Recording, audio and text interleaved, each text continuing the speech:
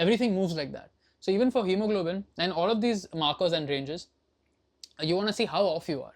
If you're a suboptimal, it's not as bad as like being crazy high, right? Like my hemoglobin levels, let me give you practical implications.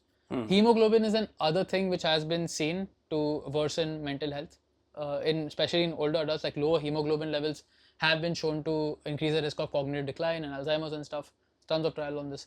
So if my levels are, let's say, like the official kind of cutoff for having anemia is having hemoglobin under 12 for men. So if my levels are like between 12, above 12 and under 15, I'll be suboptimal, and a normal range won't catch it.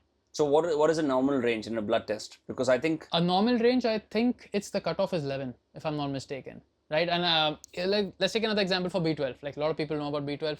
The normal range for B12 is 200 to 1100. Okay, but I'll cite you studies where depression studies, funnily enough. Like let's talk about this.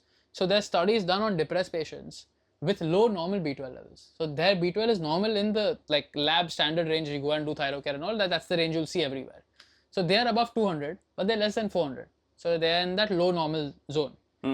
They have seen in the research that when these low normal people are also given B12, they improve much more than the people who are not given B12 at all. So that tells me that even if I'm in the normal range, I still have more scope to like improve my mental health even further. Yeah. Right. So that's where we're developing our optimal ranges from. The normal ranges have come based on researchers looking at people who are going and getting tests done, which typically tend to be sick people mostly. I was gonna say कि मतलब जब doctor एक advice भी देता है कि if you just walk you're going to be fine, he's literally telling the worst of the worst. He's telling very old people to do that कि आप bare minimum like mobility करो.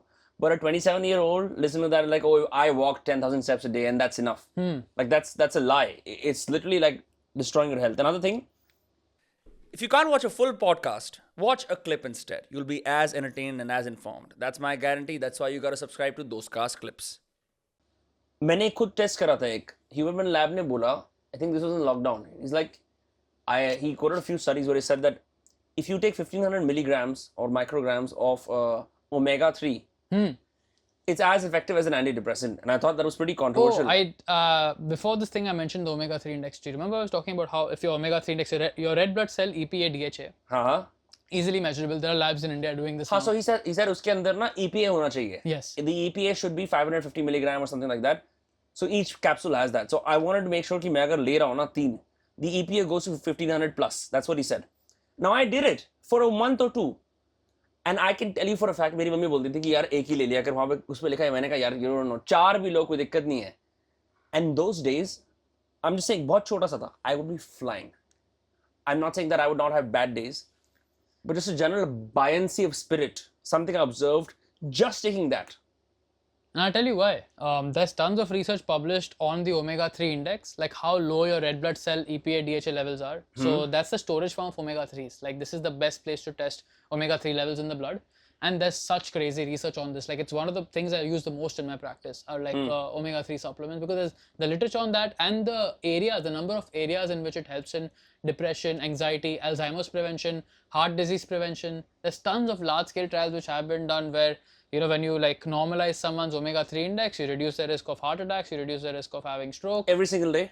If you take it every single day? So it all depends on how low your levels are, and that way the supplementation should be customized. So if you walk into my practice and you get omega-3 index done and your levels are between 4 and 8%, I can just get you there in like 2 to 3 grams of fish oil. I'm not talking EPA, DHA, like just fish oil, 2 to 3 grams. Just fish oil, huh? You'll get to an ideal index. Ideal levels are 8 to 12%. That's where we see the lowest risk of heart disease and all-cause mortality.